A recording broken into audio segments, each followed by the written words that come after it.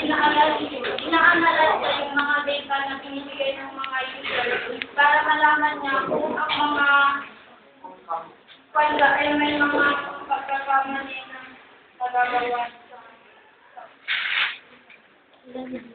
Unauthorized access, exploitation of those weaknesses.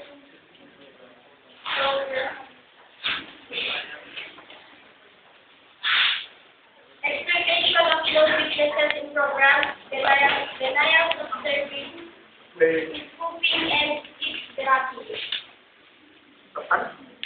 Unauthorized access simply means that people who the future computer systems are able to connect and use them. This simply means that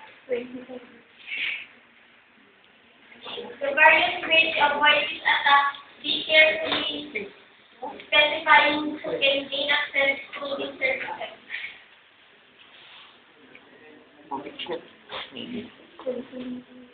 Exploitation of closed in programs. Some programs use network services were not originally designed with strong security in mind and are inherently vulnerable to attack. No. The best way to protect yourself against this type of attack is to disable any vulnerable services or file